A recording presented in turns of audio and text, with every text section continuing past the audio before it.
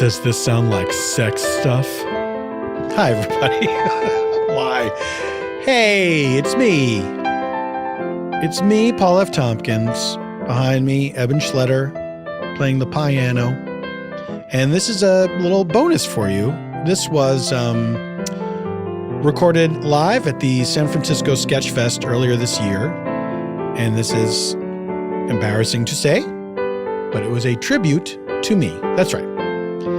I've had a great relationship with Sketchfest over the years, and I have been there many, many years. And I was approached by the organizers late last year asking if I would be excited / mind if they did a tribute for me, or is that something that you would hate? And I said I would. That would be, of course, wonderful, and I feel awful saying that would be wonderful because, you know, it's hard to like yourself. Anyway, this was a really wonderful night, and it meant a lot to me. And it features a lot of people that you know as special guests, and we have a lot of fun conversations and interesting conversations. It was just a really wonderful night, and they recorded it. And when I found out they recorded it, I thought, well, maybe people would be interested in hearing this. And God, I hope I'm right.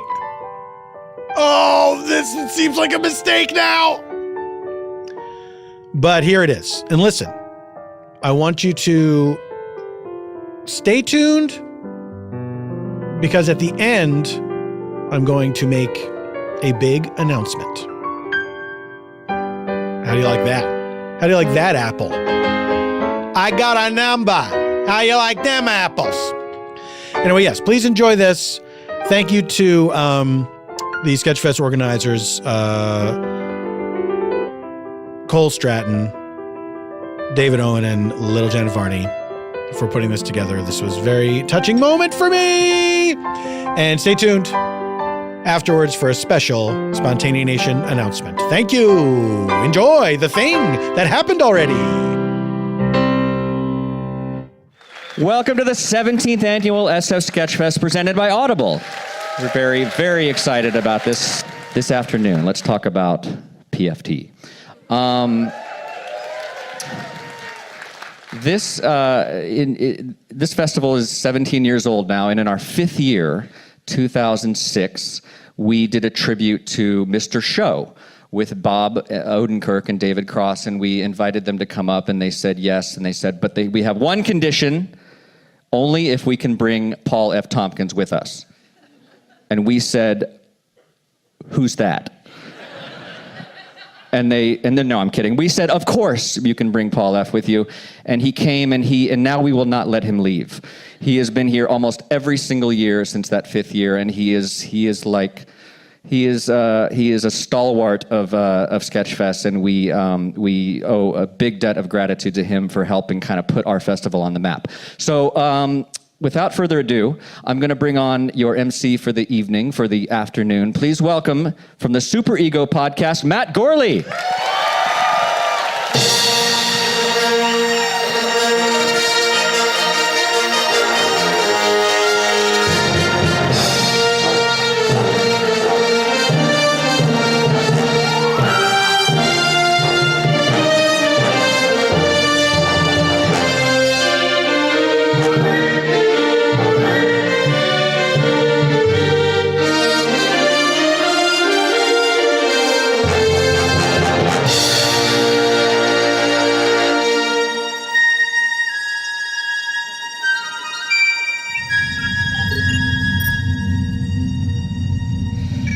It's nighttime on the internet. A barn owl stalking his prey swipes right on Mouse Tinder. A horned owl catfishes a barn owl on eHarmony. And in a brick and mortar theater just north of the internet's nerve center, the avatar of Matt Gorley takes the analog stage.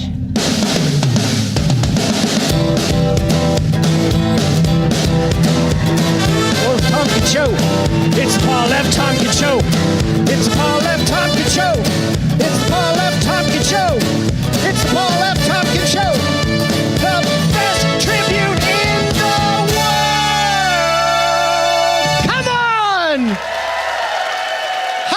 Hi. Oh. My name's Matt Gorley. We gather here today to celebrate the life and times of Paul F. Tompkins. God rest his soul. In all seriousness, I feel incredibly privileged and lucky to call this man my friend. I was a fan of his long before we ever became friends. I used to go see him at the Little Largo before it became the Big Largo. And then, lo and behold, while I tell this, I'm going to sit in every seat. My friends and I used to do this little podcast called Super Ego. And thank you. This is only part of the story. You didn't have to do that. But it will move me to level 2. Success. And then one day, out of the blue, we got a little Twitter notification that said, Paul F. Tompkins followed you on Twitter. And we sat around for 2 days like boys trying to ask a girl out, going, when do we answer back? We should ask him to be on the show. And we coordinated this whole thing, and we did it. And then right away, he got back to us and said he would love to. And he's always been, excuse me? One of the most, aside from being one of the funniest and smartest comedians out there, one of the most generous and nice people, as probably all of you know, because you've probably met him countless times after one of these shows. He takes such time to talk to everybody and to put everything he's got into these shows. And I think, no repetition intended, it shows. That works. Almost there. I will end when we get to there. Today will be no different. We'll try to give you guys a show and celebrate this guy's life and all the work that he's done here, especially at Sketchfest. And I just want to say, as I move to the second to last chair, that all of this, he never phones it in to any performance. And all of the work that he does put in means so much to an audience member and to those of us working with him. And with all due respect to the great Hugh Jackman, he can go screw, because right now I'm going to introduce the actual greatest showman on earth, Paul F. Tompkins.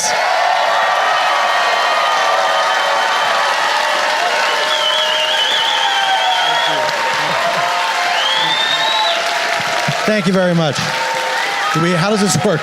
I say try them all. What? Try them all. I think you should be at the head. You want the that head? one? Should I at the very beginning? Yeah. All right, but you get over at the last one. Yeah. It's like we're dining at Michael Keaton's Batman table. Right? Yeah. How's the soup? What? I can't hear you.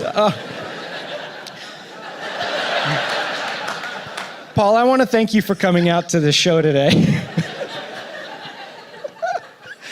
Well, I saw it on the calendar, and I was like, I gotta check out what that is all about. You never got an invite? No, I never was invited. I wasn't supposed to be here this year. I flew myself up, put myself up in a hotel, and I'm mad. This is going to be an hour and 10 minutes of grievances. So this is what year for you, Sketchfest-wise, did we figure? I'm not sure. I don't think I was at the very first one, but I've been coming since at least 2004, 5, something like that. Yeah. And then, obviously there's an illustrious career of stand-up. There's the Pod F Tomcast. There's Spontaneanation. You've been on more podcasts than there are podcasts as a guest. And yeah, I killed a couple. No. I took a few down. There's no joke that in the podcast term, we in the podcast industry, the real movers and shakers know about the Tompkins bump. When you go on a podcast, it bumps your numbers up significantly. If you have a podcast, wait, I'm not going to try to shill because you're probably trying to scale back on the podcasts. Were you going to say if you have a podcast? Yeah, have them on. How many people here have had me on their podcast? Wait, I have a quick idea for you. You do a live show where people bring mobile podcast recording equipment and they cycle through and you do 60 seconds of everybody's podcast. Sorry. No. All right. As we begin this show today, I know this is putting you on the spot. Is there anything you want to say to begin? Is there anything that you want to reminisce about? I don't know what to say because this is, when I was asked if I wanted this to happen, I don't know how to phrase it. I said yes because this festival means so much to me, and to be honored by it is an honor for me. But also it's very much at war with my amount of self-esteem and self-loathing. So, like earlier, I ran into somebody and they asked me, "Oh, what show are you here for?" And it was this one, and I was like, "How do I answer this question?" How did you answer it? I said, "I'm embarrassed to tell you that I'm here for a tribute to me."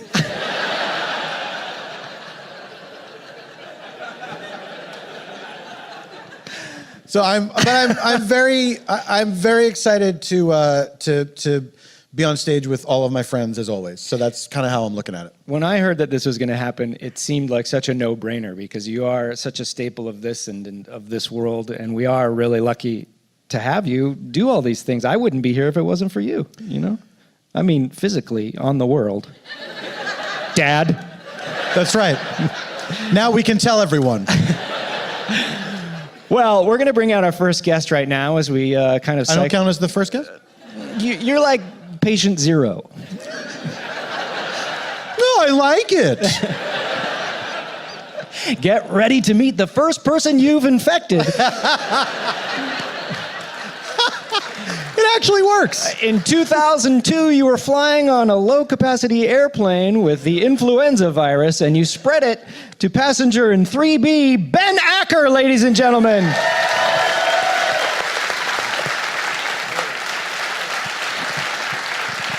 I say, first come, first serve. You're patient one, right? Is that how that works? Right? It must. I don't know. Have you had sex with a monkey? Lately. So, Ben. Thanks for having me, Matt. I don't think your microphone is on. Here, we can share. Now it is. Now it is. A little bit of a Mike's trick to leadership. get me close. Now, you guys met. Not as many would. Oh! I got it. Thank you. You guys met not as many might think. Shay, ladies and gentlemen. Give a hand for Shay. Shay? Thank you, Shay. Is mine okay? I think mine was fine. Maybe just everybody should have two mics. I don't think this. Cheers. Mic cheers. Microphone cheers. You guys, obviously, you're one of the creators of the Thrilling Adventure Hour, which many people here know and love. Thank you. Thank you. Yes. But am I correct in that you guys actually met because you were the bouncer at the original Largo? Is that right? That's correct. I got a job. I had the best arc. I went from regular customer to hired hand, bouncer man, and then I got to write for Paul. Paul was the kind of guy who would come into a place that he frequented and shake the hands of everyone who worked there. He wanted to know them. He wanted to be their friend, And so he came in, he would say hi to the kitchen, he'd say hi to the bartender, say hi to the waitresses, and come over and shake the bouncer's hand. And I had started writing. I did a sketch show, my first, at Second City in Los Angeles. And head and shoulders above and beyond, the guy whose show I liked the most came to see this show that I wrote. And it was really meaningful. And he asked me to write for him the next day. And that was Dr. Phil? And then that guy fired me. Called me incompetent, which I didn't need, because I had just been fired. Yeah. And then Paul picked up the pieces. I feel like I've hired everyone that Dr. Phil has fired because There's only two of us. I feel like elevating them, it burns him up. He's a monster. He's the worst. I hate Dr. Phil. Not only not a real doctor. Not a real Phil. His name's not Phil. His name's Joseph. And he just has an MFA. Beautiful oil painter. But I think that thing about shaking the hands, that's going to be the topic that continues on throughout the day. You really are a generous, wonderful person, not only just in doing nice things for people, but on stage and record on stage. And when did you guys get here? When you record podcasts and doing improv, you never seem to force your thing on anything. You build people up, and it's just something rare, and it's really, really wonderful. Thank you. Is that a question? It's really wonderful? There's a question. Yes, Matt. Okay. And so then the Thrilling Venture Hour, how did that come about? And was he one of your original go-tos? He was the first person I asked was Paul, and then I got a couple other people from Second City, and then I poached as many people I knew from Paul as possible. We got Paget, and I kept asking. There's a musician that works with Paul. He's all right. But he was at the time 100% of the musicians that I knew. So I asked him, would he come and do the music for the show? And he said, oh, no, I'm far too busy. Who is this exactly? That's some guy. So the thing is... Wait, are you talking about Eban Schletter? I'm trying to tell a story. Uh-oh. In this life, there comes a time when the mighty brave must stand and be measured top to bottom, from the heart to the helping hands. And when the measurements are made and the sleeves are stitched and trimmed, we should all be so lucky to look half as good as him. They call Paul F. Tompkins. But his dashing looks aside, and his superior brain notwithstanding, that's not what got him this tribute. The Sketchfest audience is far more demanding. You must astonish. You must inspire. You must bring them to their knees. You must walk through nails of fire over simple tasks on these with your Paul F. Tompkins.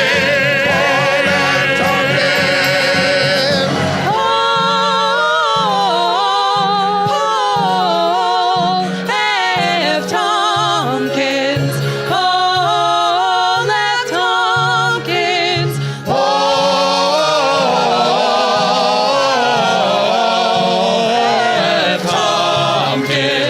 Paul F. Tompkins. Paul. Paul F. Tompkins. Paul F. Tompkins. PFT. Paul F. Tompkins. PFT. Paul F. Tompkins. PFT. Paul F. Tompkins. Paul F. Tompkins. PFT. Paul F. Tompkins. Paul F. Tompkins. PFT. Everybody! Paul F. Tompkins. Paul F. Tompkins. PFT. Paul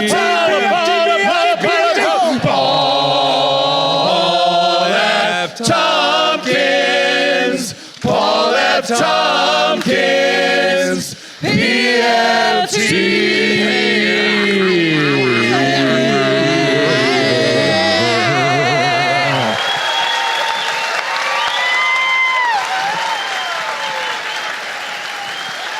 The Work Juice Players, ladies and gentlemen. Evan, Should I sit? have a seat. Is this okay? Is this seat taken? Nope, it's all yours. Oh, wait, I should sit next to Paul. Hi. Oh, hi. That was like the discomfort of happy birthday times 1,000. Mission accomplished.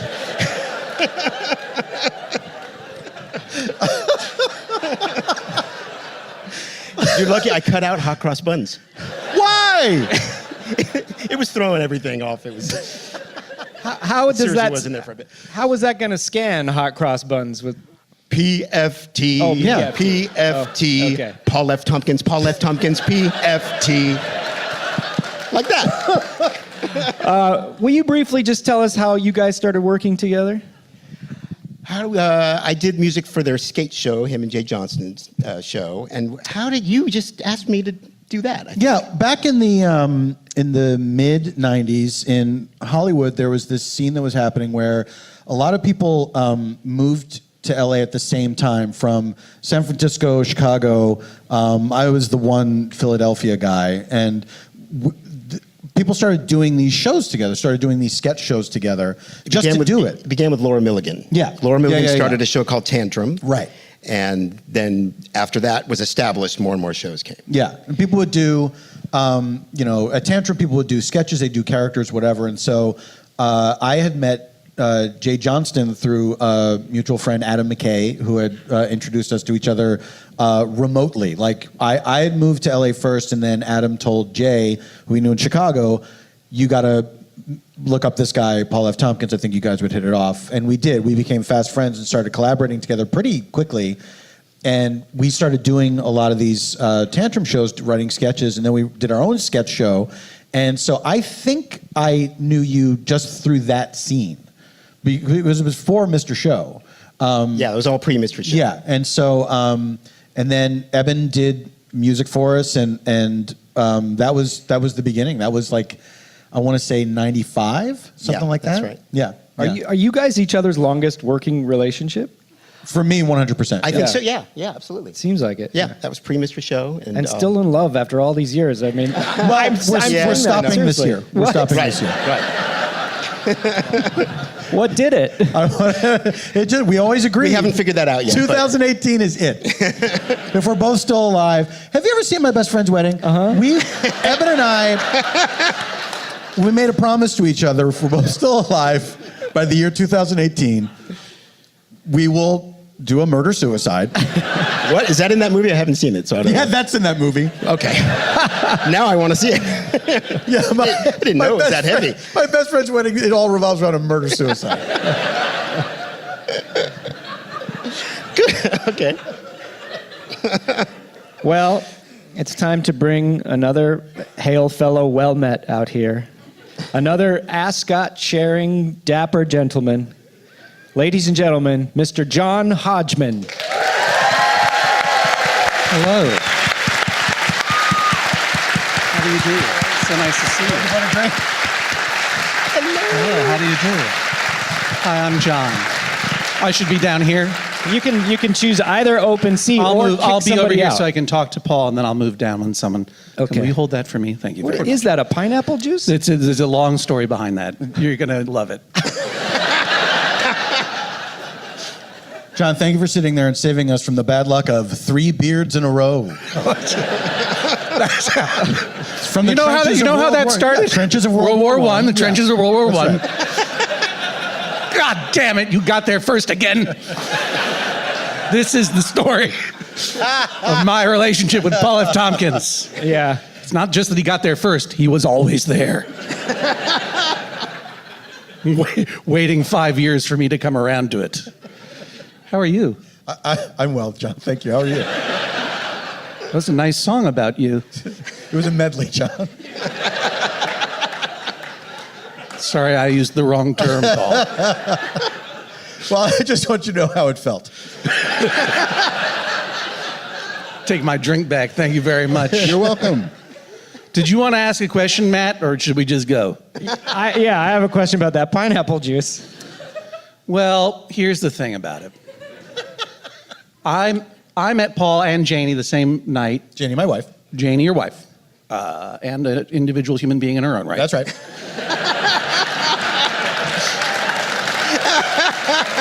Stop podcasting yourself rules.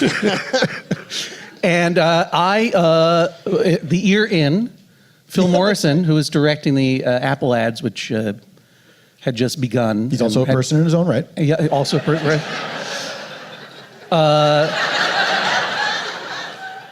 And had changed my life. Didn't know that he would be changing my life even more by seating me next to you and Janie, a lovely individual.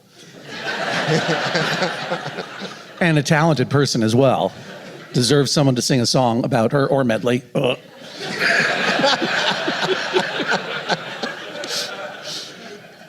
And immediately enjoyed your company so much, and I have ever since. That's all. I don't know. John, likewise. Well, that's very kind. Yeah, I remember that night very well. What do you? I don't. I think we were drawing on the Yes, we were drawing on the table. With crayons on the table, and they have paper there. We weren't being bad. We're good kids. Also, I said crayons like Mr. Rogers says crayons. Yeah, that's maybe because he went to the crayon factory that one time. Maybe the one bad thing about Mr. Rogers. Oh, is that he says he said some words weird. Pittsburgh. What did we draw on the table? Do you remember? I don't recall what we drew on the table, but I do remember instantly feeling that we were friends. Yeah. Do you know what I mean? Yeah, I do. I felt, but it's also because, Phil Morrison, who's a wonderful person. I barely remember him now. When you meet, because he's the puppet master. He introduced us and then receded into the shadows. Yes. When you meet someone through a person that you already love and trust, and they're saying, this is another, I want you to meet this person. Yeah. I had his vouch. Yeah. It cuts a lot of, you can cut to the chase a lot faster, Right. And it's a tribute to Phil, I think, that, the people that he has in his life, in his orbit, have become a lot of my friends. And it's now been 12 years, and you haven't turned into a monster, and I haven't turned into a monster. So I guess his vouch is pretty good. There you go. But what I was going to say about, we every time Paul would bring me into his orbit in Los Angeles, I also received via his vouch incredibly good close friends, some of whom have knees near me at this time, and some of whom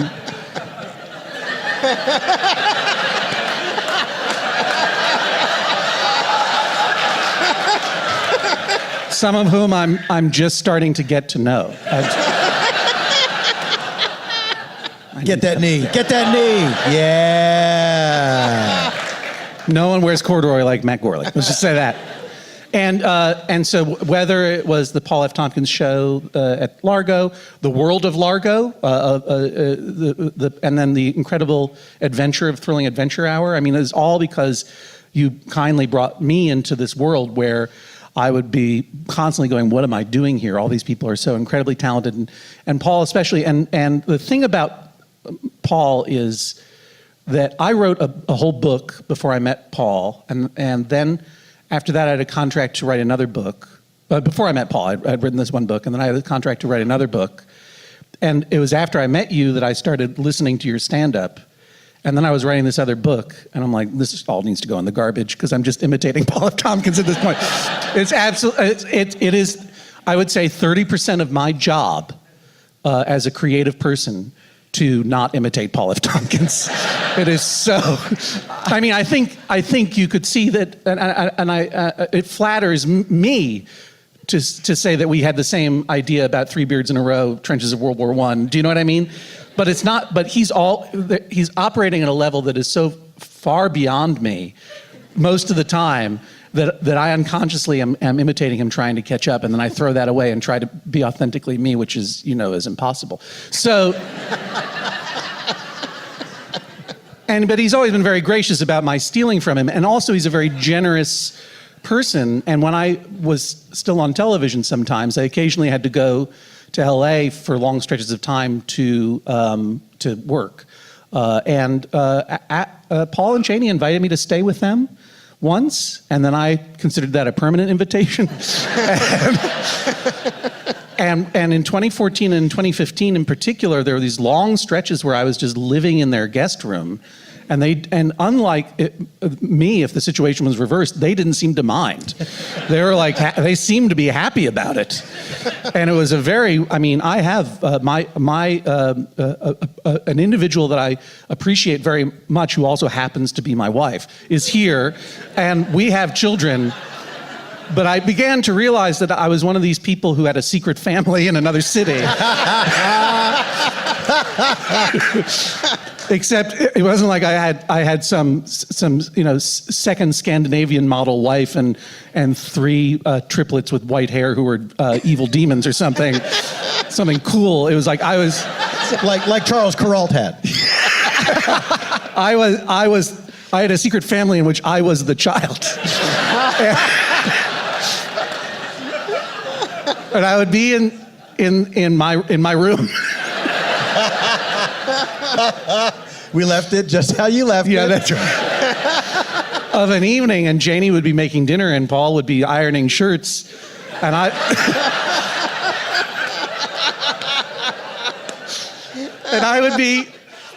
I'd be on my computer, and it would just suddenly strike me like, oh, this is exactly like what my teenage daughter does when she doesn't want to come out of her room at dinner. I'm doing the exact same thing that she does when mom and dad are telling her time for dinner. I just staying in my room just like my daughter, talking with middle-aged men on the internet just like my daughter.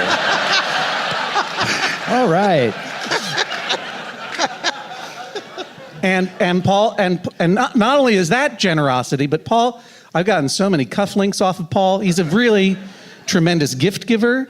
And after one extended stay, I came back and discovered I don't know if it's actually silver, but it's a cocktail shaker inscribed with my initials, yes, which was a very, very generous act of enabling. That is true. You go through cufflinks almost seasonally, and you shed them like a bird. Like so, Right. you come over to Super Ego with a box of cufflinks for the rest of us to just fight over. Right. Yeah, I'm like a French snake or whatever. Yeah. And sometimes Paul and Janie will come to New York, and I try to return the favor by letting them stay in my office, which is not quite as nice. It's nicer than it sounds. It's not like we're sleeping upright in chairs. A business center. It's an apartment that John has as an office, and it has a pull-out couch, which is perfectly comfortable. You don't need to tell them about my private life, but that's... I thought you broke the seal. Even then, Paul is still giving me gifts. So, for example, if you ever went to a thrilling adventure show in New York and Paul was performing there, and maybe you gave him an oil painting of himself as a tribute to him, or a sketch you had made of him, or anything else, please rest assured it is safe in my office now. Now hold on. To be fair, there was one time somebody gave me an oil portrait of myself. It was about like the size of a record album, and it was really cool. And I was staying in John's office apartment, and I thought, I will gift this to John, and what I will do is I will search for a hammer and nails in his drawers here, and I will hang this up on the wall for him. And won't this be funny that he will come home and see that I have driven a hole into his wall? Paul, roughly what time of day or night did you have this idea? I'm going to say this was 2 a.m., John. And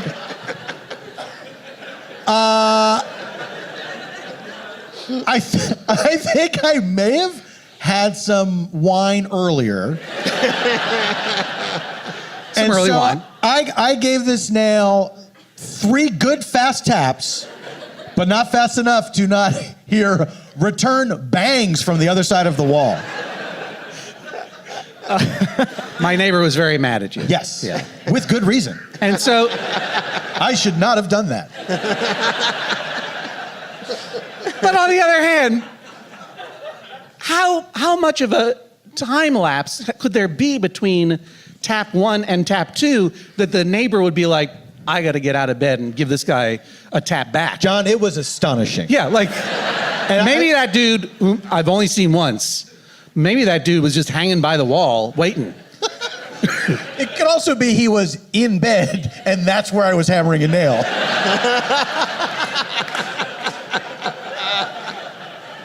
It's done. Now I have to ask you, I've never asked you this. All right, here we go. What was your reaction when you walked in there and saw that thing hanging there? I thought that maybe I had gotten drunk and bought it.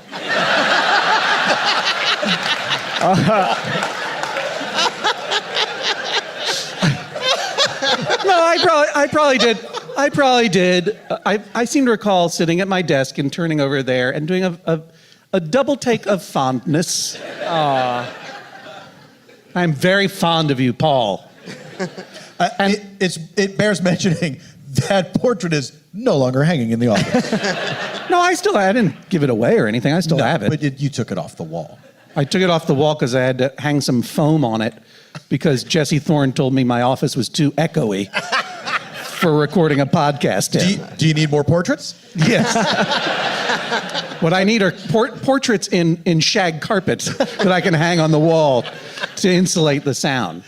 But the truth is, I'm very fond of you, Paul, professionally and personally. You're constantly an inspiration to me. And I was plugging this to give you an idea of how much you mean to me. I actually tweeted about this event and encouraged people to check it out. And Here comes the waterworks.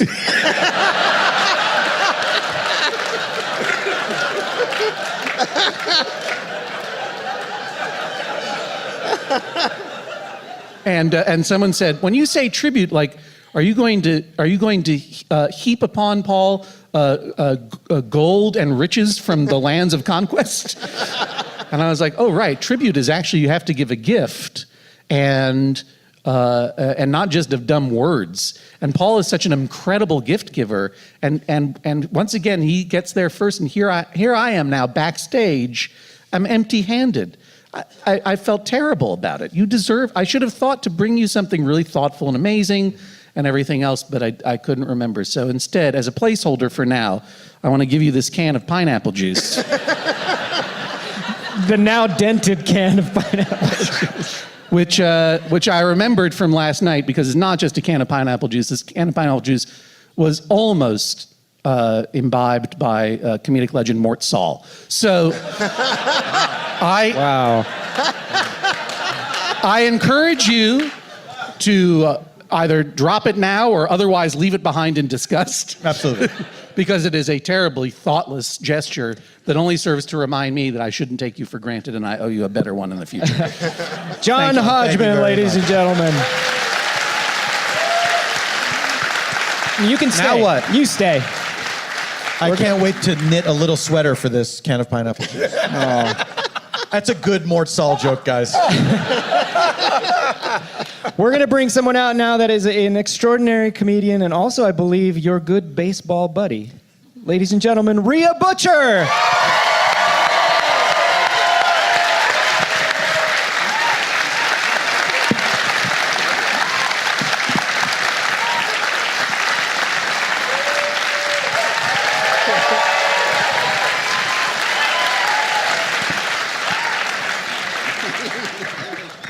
Hashtag baseball buddies. Follow it. It's a good hashtag. Base buddies. It's Base good. buddies, yes. It's good. I spelled it wrong. Out of my mouth. That's how these things happen.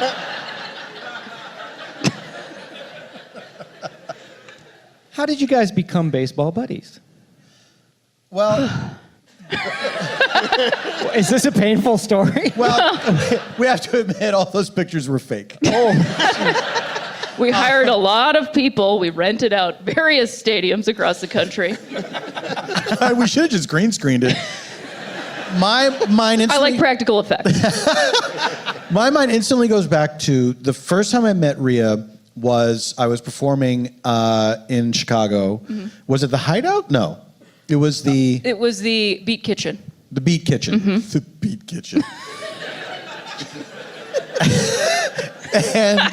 and I met Rhea after the show. I was selling CDs, and Rhea came up, and we had a lovely conversation. And then the next time I was in Chicago, I did this thing that I thought was going to be great, where I took a cross-country train trip.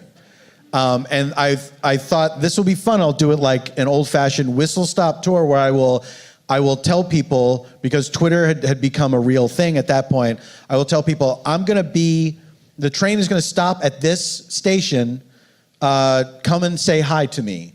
And I didn't realize the train only stops like 3 times. It's a 3-day trip and you're on the train most of the time. And it's not the best. And so when we got to Chicago, I get off the train, then I say, hey, everybody, if you want to come say hello, meet me under the big American flag in Union Station. And when I got there, Rhea was one of, I want to say 10 people? I think so. Something like that? Yeah. A solid baseball team and, a coach. There we go. I recognized her right away. And It was by my bicycle helmet, wasn't it? I was wearing a full bicycle outfit because I rode my bike. My wife has had the flu for 11 days. I have not left the house. This is the first time I've been out of my own house. Everyone leave Rhea alone. I keep spelling words wrong out of my mouth. Anyway, I rode my bike to work every day. That's right. And then Rhea moved to Los Angeles. And I don't remember the first time I ran into you in LA, but it must have been at UCB or something like that. And at this point, you had not yet started your stand-up career, or you had in Chicago? No, I had in Chicago. Okay. So you were very Like a year new. after the Paul F. Tompkins Looked at Me tour. That's right. Which I still have the sticker to, and it would have been wonderful if I brought it, but I didn't. I handed out stickers. It was 2010. I handed out stickers that said, Paul F. Tompkins Looked at Me, 2010. 2010.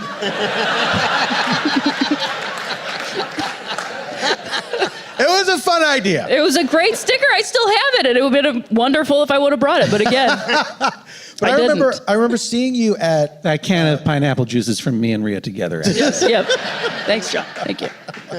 Thank you for your tribute. Your district may have food. I saw Rhea do stand-up at the UCB. I think that you and Cameron Esposito had just started Put Your Hands Together. And that was my first time seeing you do stand-up. And you were terrific. And I remember after the show saying to you, I don't feel like I'm allowed to say this, but I am proud of you. Because somebody that I met before they had started doing stand-up and had clearly made an impression on me over the years, and then to see you being able to, fulfill your dreams was really wonderful for me. It was really wonderful for me, too.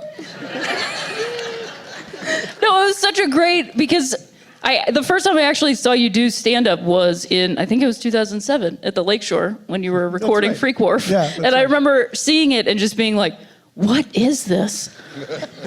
Like, your stand-up is so magical because even if it's material that you're working on, it always feels brand new and like you just made it for each and every person in the audience. And I just never experienced that, and it was like art, and I just thought like, oh my God, this is an amazing thing a human being can do. And if I hadn't gone to that show, I don't know that I would have started doing stand-up. Wow. So thank you for that. Well...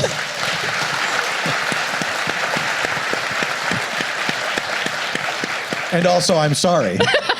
Yeah, absolutely. But no, it's been wonderful. And I don't know what started the baseball thing, just that I was going to games and you said I remember you one day, I was at Paul's house, and he said, you know what? I'm going to get back into baseball. That's right, you were there. Yeah. It's true.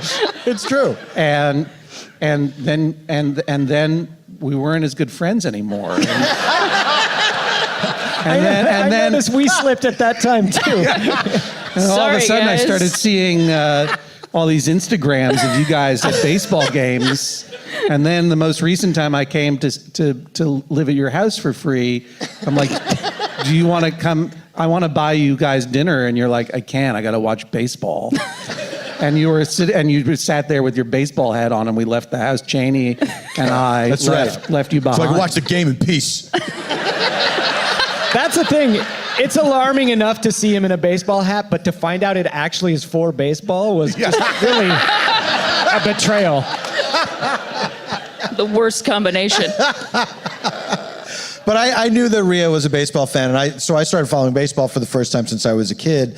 And the second year, this past year, that I I don't know if you mentioned it first or if I mentioned it first, but we went to a lot of games together this last year, and it was a lot of fun. It was a lot of fun, and we rode a train, and I was deathly ill to go down to see the Angels play the Cleveland baseball team.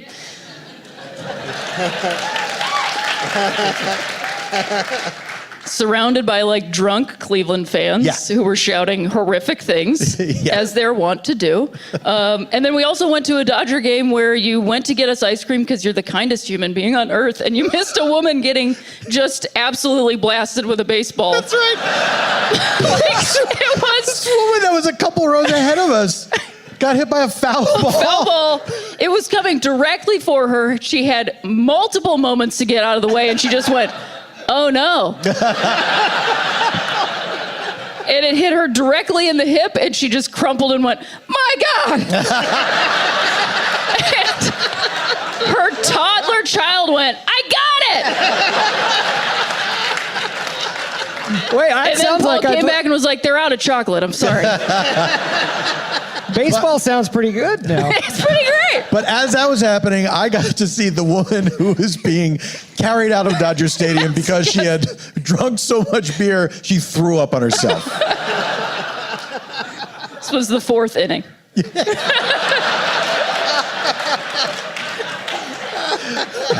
Rhea Butcher, ladies and gentlemen. All right, you guys sit tight. It's time to open up the mic. If you have some questions, we're going to do a Q&A session. Whatever you wanted to ask Paul. Did not know this was going to happen. We wouldn't have told you because we knew you wouldn't. Your name and your question, sir. Hi, my name is Andy Bates, and my question is, when I first started watching BoJack Horseman, the character of Mr. Peanut Butter, pause for applause, I thought he was one of the most naive and clueless characters, and I realized over the course of the show that he was the most kind, generous, honest, and keenly aware of everything that goes on around him. So how did you approach that character? I read the lines that were written in the script. I honestly, that really is it. It's that show is all taken care of, and I don't know in advance what any of the character arcs are going to be. I didn't know that my character was going to have the transformation that he did, or that we were going to, not a transformation, but we were going to get to know about him as much as we did. And it was exciting week to week to discover what was going to happen. It's just like the opposite of binge watching, where I had no idea how this was going to happen, and I had to wait to find out. And so it was, what I thought was really wonderful about that, and why I was so excited to play it, is that it's a reminder that you don't necessarily know everyone as well as you think you do, and there might be people that you need to give more of a chance, because they maybe aren't, maybe like you think that they're being superficial or something, but that just might be who they are. They're showing you everything they've got, and you just got to say like, oh, okay, I get that person now. I also have to say that the episode where Mr. Peanut Butter and Diane are fighting all around the house and the ball pit and swimming pool, all that, I watched that with my son, and afterwards I turned to him and I said, "This is the most realistic portrayal of a couple having an argument that I have ever seen portrayed on television." So thank you for that. My pleasure.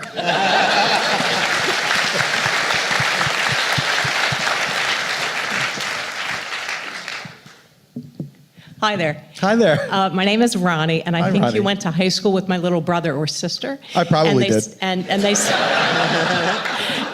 my sister Rosie Polineski says to say hello, absolutely. if you remember Rosie. Please tell Rosie I say hi. Okay.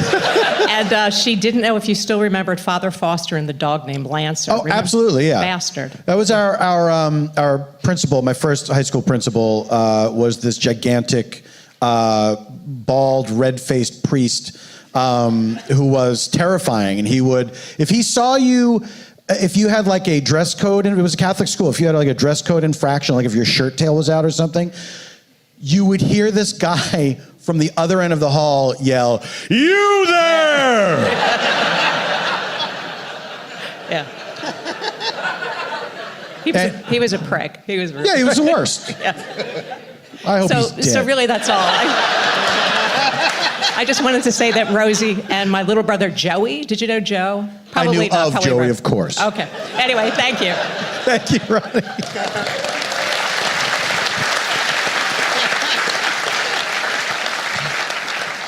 Everybody's good. Everybody knows everything. Any more questions out there? This is the worst nightmare of an Oh my MC, God. There's no question. Oh, it's Carla Kakowski. Carla Kakowski, ladies and gentlemen. Thank you, Carla. Thank you. Paul, I'm a big fan. I want you to talk about improv a little bit because you came to improv so much later. That's very true. After stand-up, perhaps? Yes, and absolutely. So just your experience as an improviser because, and I'm sure you all know this is a Paul crowd, he's one of the best improvisers in the world with absolutely no training at all. And so I just would love for you to talk a little bit about improv. Thanks, honey. I did come to improv late. I had been a stand-up for years, and it was really podcasting that got me into improv because I had never done characters before. And so to do a thing like Comedy Bang Bang multiple times, and yeah, absolutely. And to create these characters and then have to keep it going. Like, it's not just you do your bit and then it's over. It's like there's gonna be questions that you did not have answers written for. And that was my introduction to it. And anything that I could glean by osmosis from all my improv friends and hearing them talk and watching their shows. And I absolutely credit podcast, Scott Aukerman, just going to the UCB Theater on Franklin that was my training. And honest to God, I started an improv podcast because I wanted to challenge myself and have a thing where I was not always comfortable, but also had to let it go. I couldn't go back and tinker with it. I couldn't edit it. It was like, this is the deal. It happens as it happens. You don't cut anything out. And if it sucks, and you let it go and you move on to the next thing. And it's been enormously helpful. And to now get to the point where I'm comfortable doing improv on a stage with other improvisers who have so much training and are like the best people that you could ever want to see, much less play with, is it's deeply honoring to me. You know, I take something away from it every time I do it. I'm not done learning, and I am in awe of these people. And after so many years of just standing up there by myself, it's so nice to be with other people and to create something with someone else is a really wonderful gift that happened to me late in my career. Carla, thank you very much. Can I add one quick anecdote to that? What? I want to add a little anecdote to that. Yeah. In hindsight, there's things when you look back and go, oh yeah, this person's just meant for that as far as the improv goes. When we were doing Mr. Show, I remember the moment when I had the epiphany of going, because I'd already been working with Paul for a while, but there was a moment where I'm sitting there and going, no, this guy's a fucking genius. And what it was they would have Paul do the crowd warm up while they're setting up for the next scene and all that, instead of a regular comic. And Paul didn't have anything prepared. He'd just talk to the crowd and just do stuff. And it would go to places, as you know how Paul is, and again, just improvising stuff. And it would be as funny, if not funnier, than what's happening in the show. Some of the best moments at Mr. Show tapings were just Paul doing the crowd warm-up stuff. And what blew my mind is how he would do that and go off into these places, and it's like, oh, you ready? Okay, and then go do a scene, hit every mark, hit every line. I'm like, how the fuck do you do that? I'm sitting there before I have to do anything going, okay, it's gonna be this, it's gonna be this, it's gonna be, and he's just like off in another universe. It was really great. But so you could tell, meant to be with the improv. So there. You got me. Hi there. Hi, my name's Ellen. I'm a huge fan of everybody on stage who's graced the stage for the... Let's focus, though. Okay, sorry.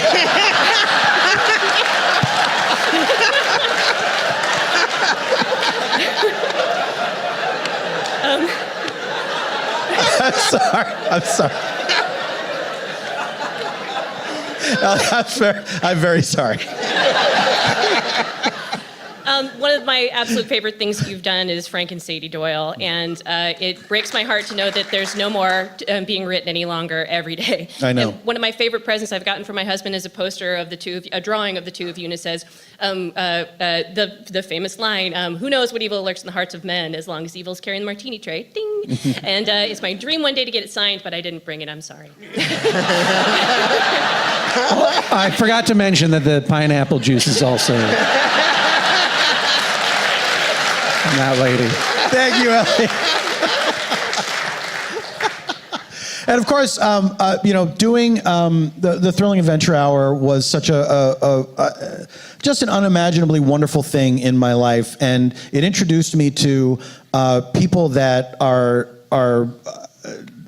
that I love so dearly and can't imagine not being in my life. And to see so many of them here this weekend is fantastic. And to do, Frank and Sadie Doyle with Padgett Brewster, who's been my friend forever, was when we would have those moments of connection, when it just fell into place, it was the most wonderful thing in the world. And I do miss doing that on a regular basis, but I know that it'll happen again at some point. It never stops for very long. I look forward to the next time. What? Sorry. Sorry, hi. Hello, my name's Alyssa.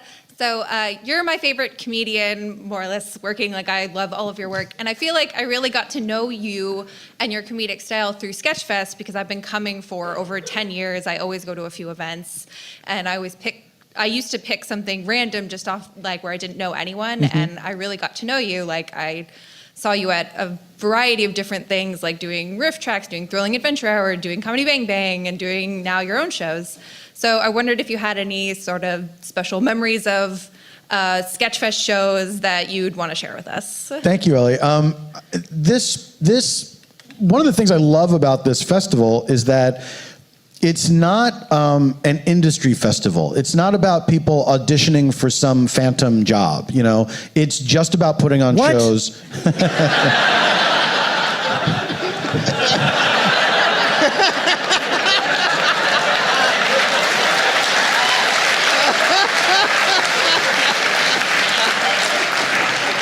Finally, no more interruptions. So, it's really hard to pick out a memory from this, because I wouldn't miss it. I think I've missed very few over the years. I love it so much, and what David and Cole and Janet put on every year is it's a wonderful thing. It's very rare, that you have a festival that's this much fun, and where the vibe is this positive, and that people are enjoying themselves this much. And I love that people come out for all the shows. I love that I don't know, just everything about it is a dream for me. I couldn't imagine not coming here for this festival. I couldn't imagine this festival not happening, and I hope it goes on forever. Thank you.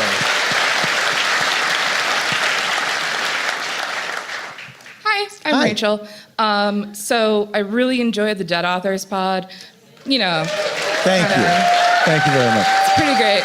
Thank you. Your character, H.G. Wells, was really, fantastic to hear. But if you weren't the host of the podcast, do you have any authors that you think that you would have really enjoyed portraying as dead authors? I did it one time because I wanted to see what it felt like. And so Matt Gorley guest hosted as Carl Sagan, and I did Mark Twain. And I'm so glad that I did it, because it was really hard.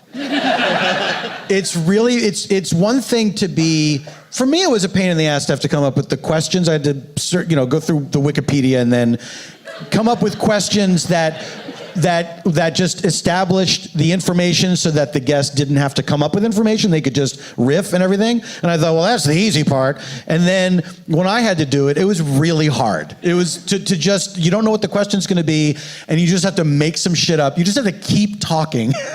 And I'm really glad that I had that experience, because I loved doing that podcast, and I feel like I feel so fortunate that the people that that did it with me were always game, always into it. Everyone gave it their best, and it was as much as it was a pain. Like, oh, I gotta do the research, and I gotta promote it, and I gotta like bring a costume to the UCB theater. I gotta find parking. Once I was doing the show, it was the funnest hour. It was the funnest hour. So yeah, thank you very much. I appreciate that. Sorry? Are you and Rhea wearing the same shoes in different colors? Are Rhea and I wearing the same shoes? No, they're close. Close, very close, like us. Hi. When's the last time you did a 45-minute stand-up set, and what do you miss about it, and what don't you miss about it? It's been a long time, and the last time I did a long set was for the last special that I recorded, Crying and Driving. Thank you very much. Which will come out someday. Someday I'll put it out. I'm very sorry. But I've been, over the last year, it's been hard to think of stand-up. It's been hard to come up with what I want to say. And I did a thing where, Rhea and Cameron have this show, Put Your Hands Together, at the UCB every Tuesday. And I thought, absolutely. Which is also a podcast. If you want to, if you can't make it to LA, you can download it. And I told those guys, hey, I want to just like book some sets unannounced, just to kind of jumpstart my creativity, just like force myself to do some stand-up so I can get back on the ball. Because it had been over a year, and I felt weird that I hadn't done it. It's the longest I'd ever gone without doing stand-up. And so I did some sets, I wrote some material, and it didn't feel good. It felt like I was writing to my own imagined formula or something. It was like I was trying to imitate myself, and I wasn't connected to it. I didn't feel like the audience was really connected to it.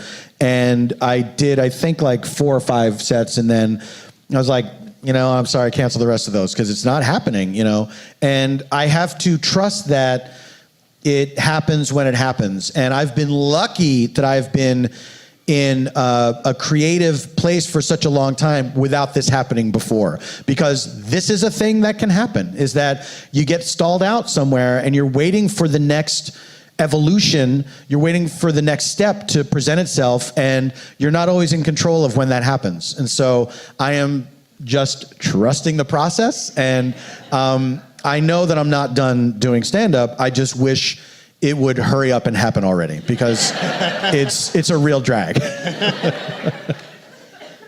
Last question. No pressure. Hello. None taken. My name is Dara. My question is, I've been introduced to so many amazing comedians, specifically like queer comedians, women, and people of color through you. What's your process for how you put together Spontaneanation? And thank you for introducing me to all those non-white men. My pleasure.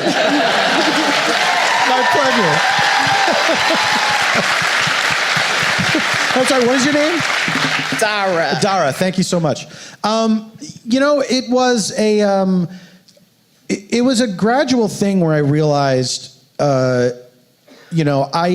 need to diversify the voices on this show, because a thing that I learned from improv, what makes it truly wonderful, I think, is when you have people that come from different backgrounds, they come from different experiences, and they're adding something to it that you wouldn't add to it. And then I just also looked at the landscape and said, it's very white, it's very the same. And it's too bad that, in the current, podcasting landscape, it seems like it's either all this or it's all this, and there's no mixing of anything. And I was a kid who loved comedy. I knew that a lot of kids listened to my stuff, and that even Spontaneanation, which has curse words in it, is not like disgusting, So it's like, if you're a parent, you're not gonna be like, where did you learn that? And so I thought, I want to do this for kids that don't necessarily look like me, because I know from people that I had met in comedy that, like Carl Tart, who's one of the funniest guys in the world. Absolutely. Carl was a kid who loved comedy, you know what I mean? And it's like, well, we're the same, and the idea that that children of color, of different sexual orientations, gender, whatever, could listen to this and hear somebody that was like them. Once I had that idea in my head, I couldn't get it out. And so the diversity in booking became a priority number one for me. Like I had to have as few all white shows as possible. And Carl and Zeke are actually going to be in my show in Sketchfest in a couple of weeks. Oh, fantastic! And that's because of you, so thank you. Fantastic, absolutely. My pleasure. Thank you, Dara.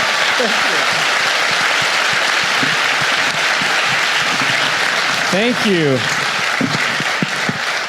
Oh my God, bring those lights down. That being said, Spontaneanation has cost me a fortune in swearing jar fees to my kids. Oh, that's right. Seriously? That's right. Oh, yeah. Started with Joko Cruz. They're This like, one's "Hey so up." fucked up, is that he's not even the one doing the swearing. Like, if the kids are just around swearing that he's next to, then he has to pay money to them. They're there because I'm in the show, so they figure I'm responsible. So I think that's a bad deal, dude. I know. I agree. Are your children Republicans? What's happening? He swears musically. I've heard it before. Let's first of all give a big round of applause to Ben Acker and Rhea Butcher. Thank you guys so much. Eban, you stick around a bit here. Paul, you stick around. We're going to close this up, but... Shall I move over to my... Yeah, that sounds good. Huggy time. Everything you see and suspect about Paul is how he is, as generous as can be, as witty, as charming, and... What does the laugher suspect? Was that Janie? So Paul, it seemed like a no-brainer to do this, and it actually doesn't seem like enough. You've given so much to people that come to your shows and all of us that have been in it, and we truly can't thank you enough. It has meant the world to me personally, and I know for a fact everybody here and everybody that works in this world, especially the Sketchfest world. So a huge thank you from me personally and from everyone.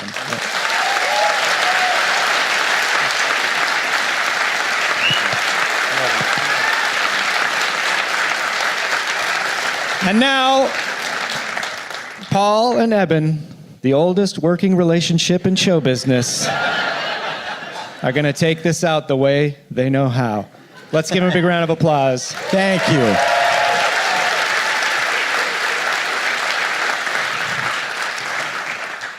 This has been such a strange but absolutely wonderful experience, and I am thrilled and touched by all of my friends and by all of you for coming out here and being here for this. This means the world to me. I don't know.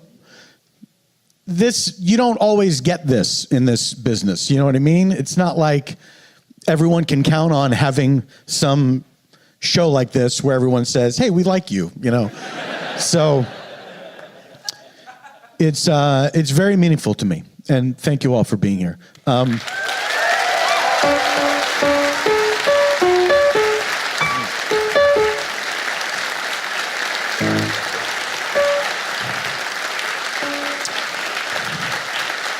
I almost got through the whole fucking thing.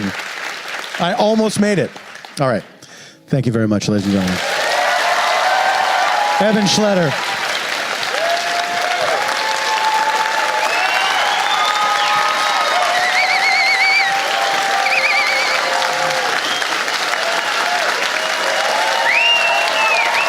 Mark Gagliardi, Busy Phillips, Craig Kakowski, Mark Evan Jackson, Hal Lublin, the Work Juice Players,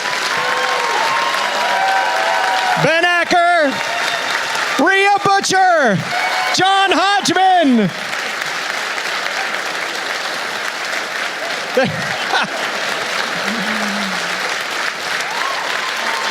Thank you very much, ladies and gentlemen. This meant the world to me. I love everyone standing on this stage. Thank you so much for even paying 2 seconds of attention to anything I do. Thank you so much, and enjoy the rest of the festival. Thank you. Well, there you have it. I hope you enjoyed that as much as I did. How could you? It was very personal for me. Are you me?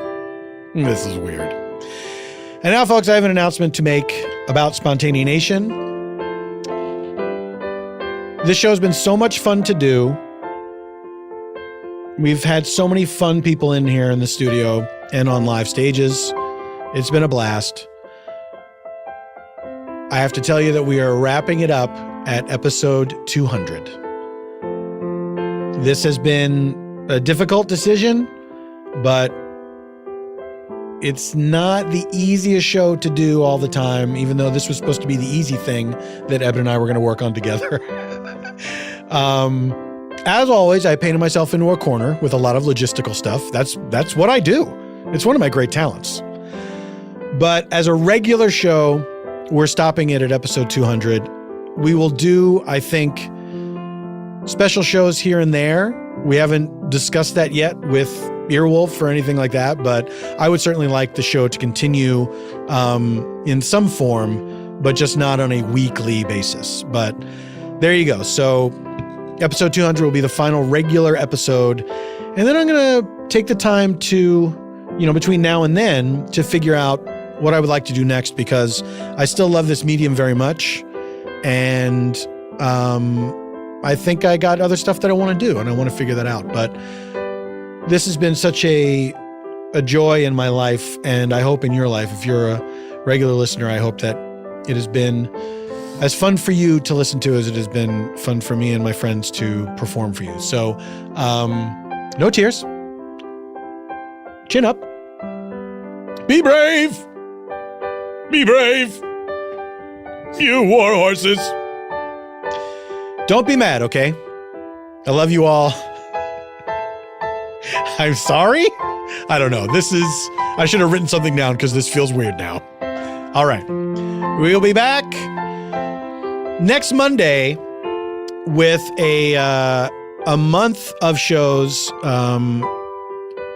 dedicated to Pride Month. We have all LGBTQ panels and guests. I'm very excited about it. So many funny episodes. I think you're really going to enjoy them. And because I screwed up the timing, that's why you get this bonus episode today, and you get an extra Pride Month episode next month. So look forward to that. All right. Spontaneans, I love you. And we'll see you at the regular time next week. Until then, goodbye forever. Until next week. This is Paul F. Tompkins saying, Semper in praise and tea. I sang it for a change.